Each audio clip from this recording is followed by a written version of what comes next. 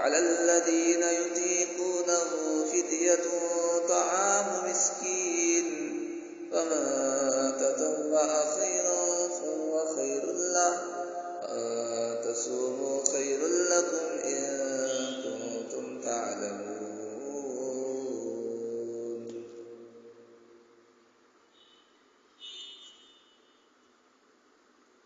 صدق اللہ العظیم۔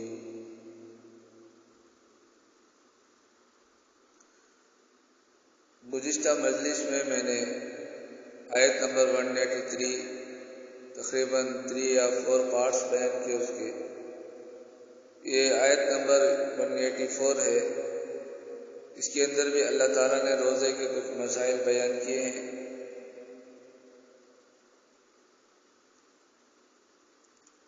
سفر کے اور بیماری میں سفر میں اللہ نے روزہ نہ رکھنے کی گنجائش دی ہے، اور اس میں جو فدیے کا حکم اللہ نے بیان کیا ہے اس کے تعلق سے بھی میں آپ سے تفصیلی کلام کروں گا، اس کی بھی کچھ تفسیر بیان کروں گا، اور فدیے کا کیا حکم ہے وہ بھی میں آپ کو سناؤں گا انشاءاللہ۔ پہلے میں ترجمہ کر دیتا ہوں، انشاءاللہ بعد میں مسائل بیان کروں گا۔ ایام معدودات، گنتی کے چند دن ہیں۔ ومن کان منکم مریضا، بس جو تم میں سے بیمار ہو جائے، وعلی سفر یا سفر میں ہو، فعدۃ من ایام اخر، تو یہ دونوں کی وجہ سے اگر روزہ نہ رکھے تو دوسرے دنوں میں اس کی گنتی پوری کریں۔ وعلی الذین یطیقونہ فدیۃ طعام مسکین، بس اگر کسی کو روزے رکھنے کی طاقت نہ ہو، وہ روزے رکھنے کی طاقت نہ رکھتا ہو، فدیۃ طعام مسکین، تو وہ یہ غریب کے کھانے کا فدیہ دے دے۔ اب میں جیسے کہ میں نے شروع میں کہہ دیا کہ مسائل میں بیان کروں گا، صرف ترجمہ کر کے جا رہا ہوں، تو صرف اگر کسی ترجمہ سن کے کوئی چلے گئے مجلس سے تو پھر بات ادھوری رہ جائے گی۔ مسائل بھی سنیں، مسائل ضروری ہے، تفسیر ضروری ہے، کیونکہ نبی علیہ السلام نے صحابہ کو قرآن سکھایا ہے، صحابہ نے بعد والوں کو، اسی طرح سے آج تک سلسلہ ہے۔ ہماری بھی اگر سند ہے نبی علیہ السلام تک پہنچتی ہے تفسیر کی۔ ومن تطوع خیرا فهو خیر له،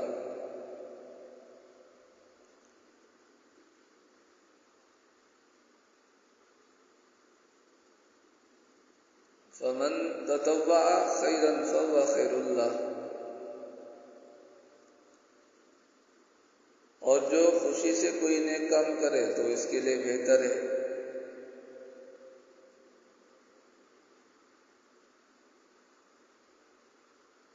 وَأَن تَصُومُوا خَيْرٌ لَكُمْ إِن كُنتُمْ تَعْلَمُونَ،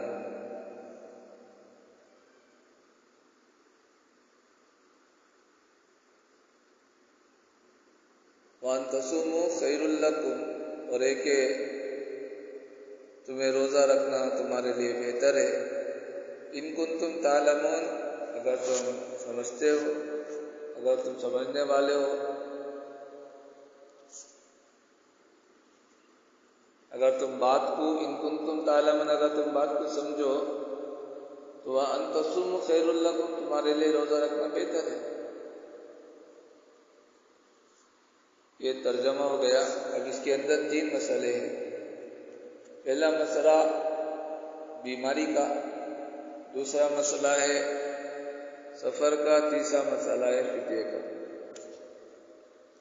اب میں 3 مسائل بھی آپ کے سامنے رکھوں گا۔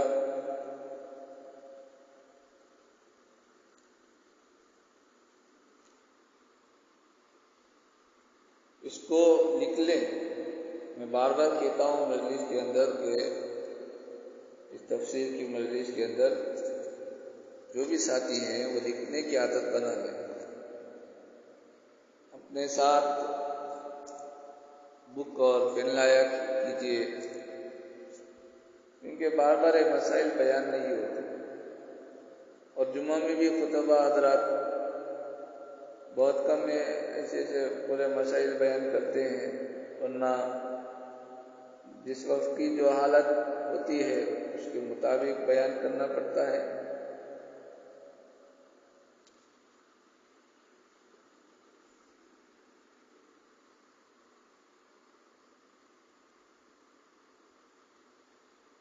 اب دیکھیے یہاں پر مسافر کا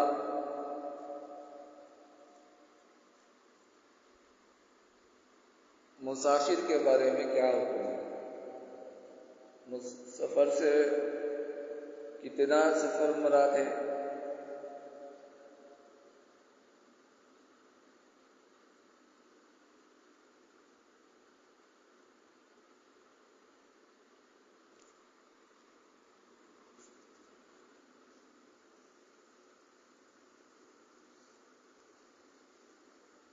اس کو بھی میں انشاءاللہ پوائنٹ وائز جو ہے بولوں گا، پوائنٹ وائز ملاحظہ فرمانا.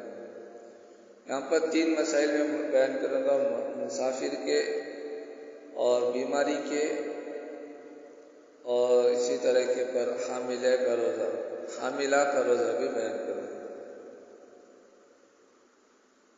آیت میں تو حاملہ کا ذکر نہیں ہے، لیکن اس کے تعلق سے جو مسائل ہیں عام طور پر جو پیش آتے ہیں انشاءاللہ اس کو بھی میں بیان کرنے کی کوشش کروں گا.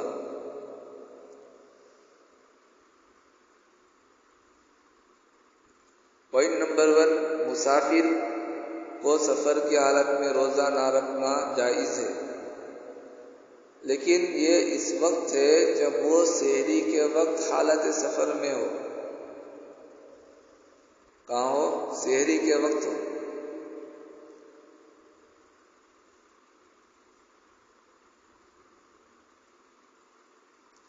یعنی سحری کا وقت اس کا کام گزر رہا ہو، سفر میں ہو، تب بھی اجازت ہے، ورنہ نہیں ہے. اگر دن میں سفر کا ارادہ ہے اور سحری کے وقت انہیں مقیم تھا وہ آدمی، یعنی اپنی ہی جگہ میں تھا، اور سحری کے بعد جانے کا ارادہ ہے اسے سفر میں، تو ایسا آدمی روزہ نہیں چھوڑ سکتا، جائز نہیں ہے. اس کے لیے روزہ رکھنا لازمی ہے. سمجھے نا یہ پوائنٹ؟ اس کے بعد کا پوائنٹ دیکھیے، اگر سفر مشقت والا نہ ہو تو کوشش کریں کہ روزہ نہ چھوڑیں.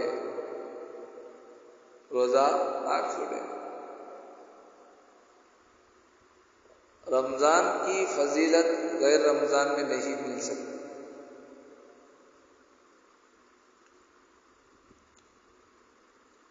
تو مسافر کا سمجھ لینا بھائی.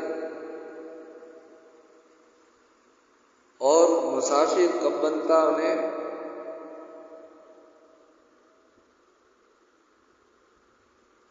آبادی سے باہر نکل جانا.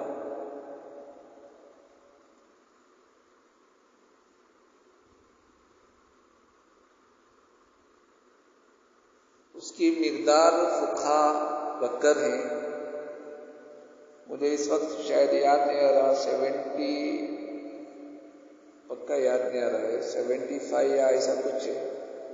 اتنے کلومیٹرز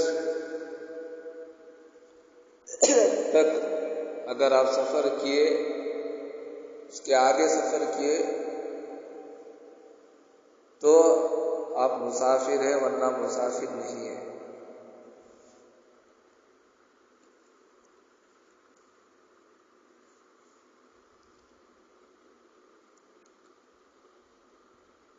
تو بیماری کی وجہ سے، بیماری سے کیا مراد ہے؟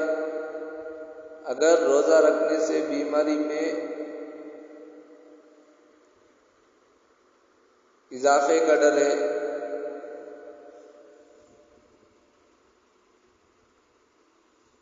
تو روزہ چھوڑنا درست ہے۔ اگر بیماری سے اچھے ہو گئے تو قضا کر لیں، اور جتنے روزے آپ نے بیماری کی حالت میں چھوڑے ہیں اتنے ہی رکھنے پڑیں گے۔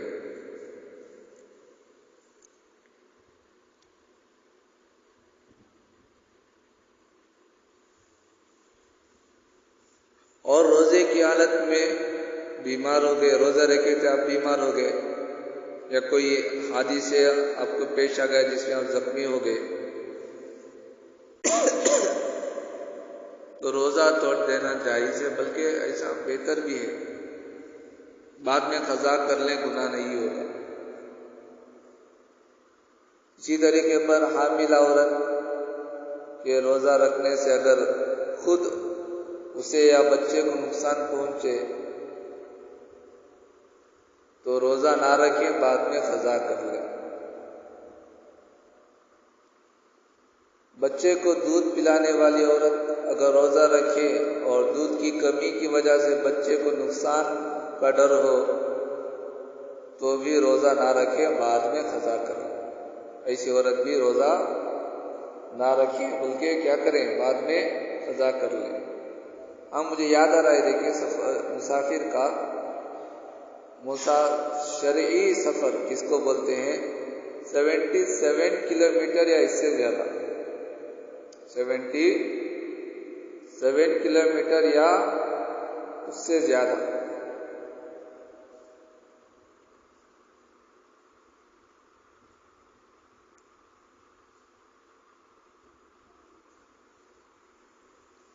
اس کو بولتے ہیں سفر۔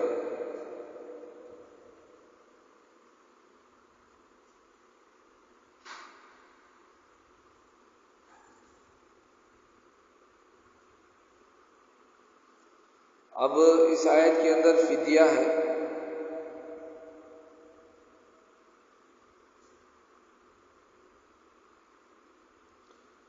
فدیہ کا حکم کیا ہے، اس کے مسائل کیا ہیں، انشاءاللہ میں وہ بیان کرنے جا رہا ہوں، غور سے سنیے۔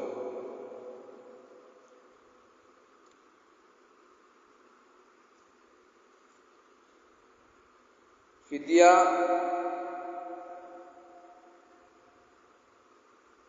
ایسا مسلمان مرد یا عورت جو بڑھاپے یا کسی مستقل بیماری کی وجہ سے روزہ نہ رکھ سکتا ہو، ایسا مسلمان مرد ہو یا عورت جو بڑھاپے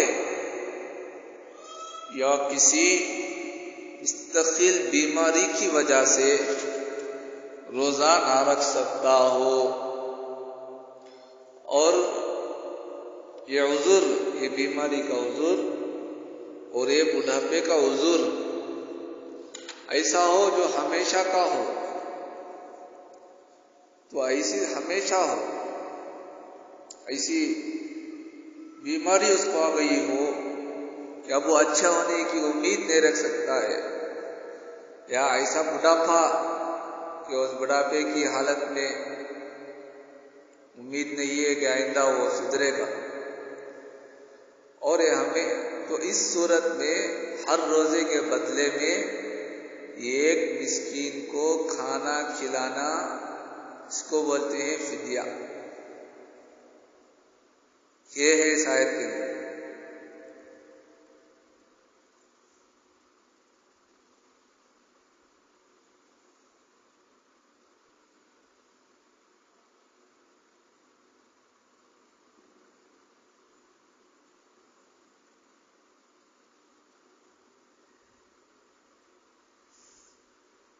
تو ایسے لوگوں کو فدیہ بھی جائز ہے۔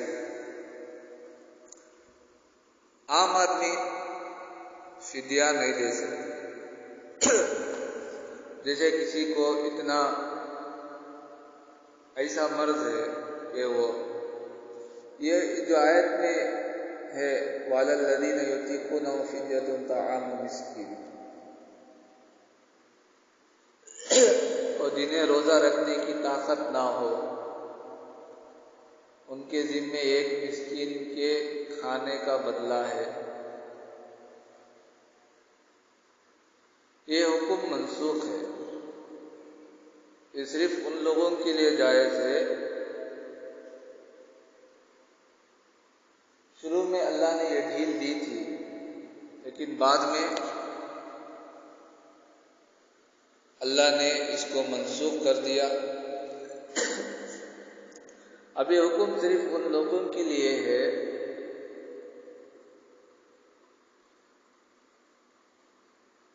جو میں نے اوپر بیان کیا کہ ایسا مرد یا عورت ہو جو ایسا بڑھاپا سے لائق ہو گیا ہے کہ اس کی کمزوری اتنی ہے کہ وہ روزہ نہیں رکھ سکتا، یا اس کو ایسی بیماری آ گئی ہے اب وہ بیماری سے اچھے ہونے کی امید نہیں ہے، تو یہ دو صورت ایسے ہیں جس میں ہر روزے کے بدلے میں ایک مسکین کو ایک وقت کا کھانا کھلانا یہ فدیہ ہے جو اب بھی جائز ہے۔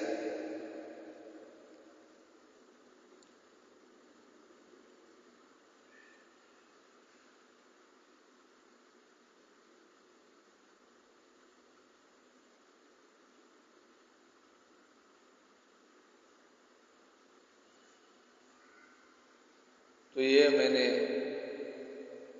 کچھ مسائل تھے ان آیتوں کے تعلق سے، اس آیت کے تعلق سے میں نے آپ کے سامنے بیان کر دی۔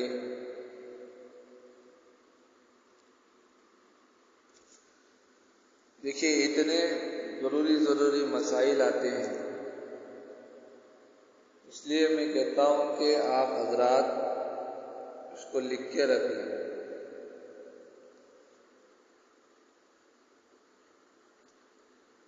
لکھ کر رکھیں گے تو انشاءاللہ بہت فائدہ ہوگا، آپ کو دوسروں تک پہنچانے کے لیے بھی آسانی ہوگی، ورنہ کافی نقصان ہو جائے گا، آپ بھول جائیں گے، یا نہیں تو اتنا فائدہ نہیں ہوگا جتنا ہونا چاہیے۔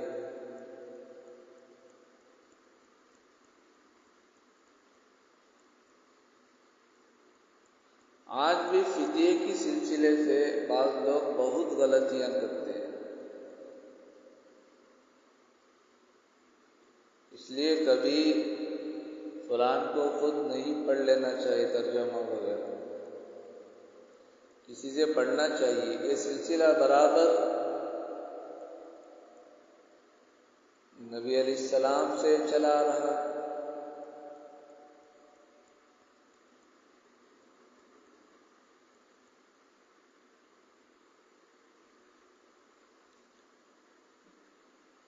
تو آپ صرف ترجمہ پڑھ لیں گے کچھ بھی نہیں سمجھ میں آئے گا، ہے نا بھائی؟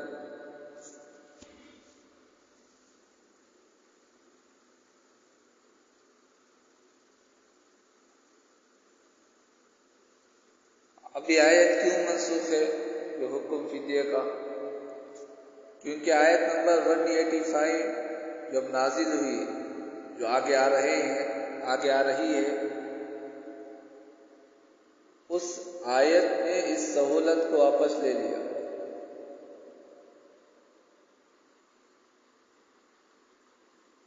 اور یہ ہمیشہ کا حکم دے دیا گیا کہ جو شخص بھی رمضان کا مہینہ پائے وہ روزہ رکھے، اور فدیے کی سہولت صرف ان لوگوں کے لیے اب بھی باقی رکھی گئی ہے جو میں نے اوپر بیان کیا۔ اب آگے صرف 2 آیتیں ہیں جو اس ٹاپک کو روزے کی ختم کر دے گی۔ میں وہ 2 آیتوں کا صرف ترجمہ کرتے ہوئے گزر جاؤں گا کیونکہ زیادہ تفسیر کی ضرورت نہیں ہے، جو ضروری مسائل تھے آیت کے تعلق سے انہیں بتا دی۔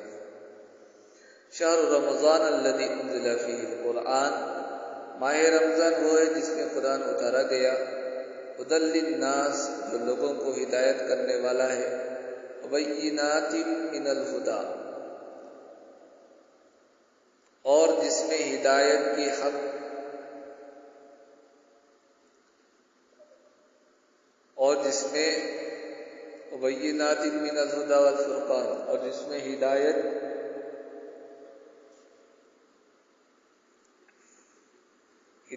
کی اور حق و باطل کی تمیز کی نشانیاں ہیں۔ فمن شہد منکم الشہر فلیصم،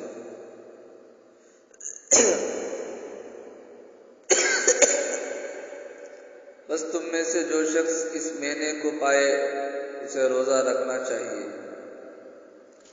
تو اس جملے کی وجہ سے پچھلے کا فدیے کا حکم منسوخ ہو گیا، یعنی اٹھا لیا گیا۔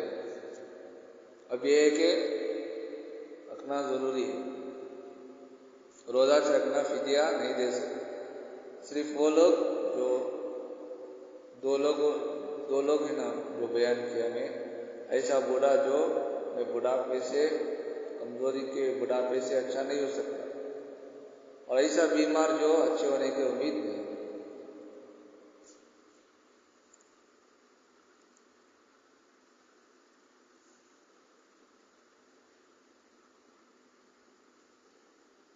ومن كان مريضا أو على سفر فعدة من أيام أخر،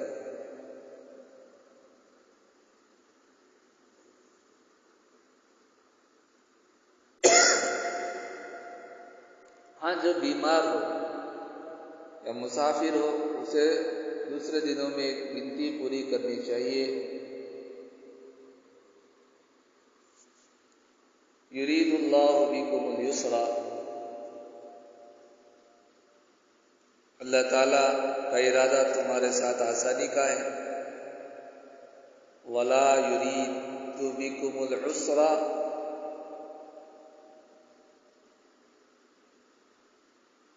سختی کا نہیں ہے،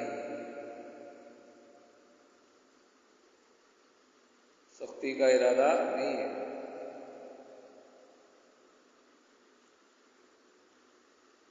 وَلِتُكْمِلُوا الْعِدَّةَ،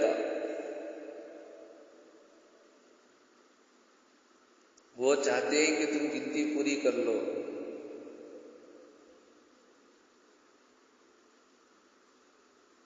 وَلِتُكَبِّرُوا اللَّهَ عَلَى مَا هَدَاكُمْ، اور اللہ تعالیٰ نے جو تمہیں ہدایت دی ہے اس پر اس کی بڑائی بیان کرو۔ وَلَعَلَّكُمْ تَشْكُرُونَ، اور اس کا شکر ادا کرو۔ یہاں جو تکبیرات ہیں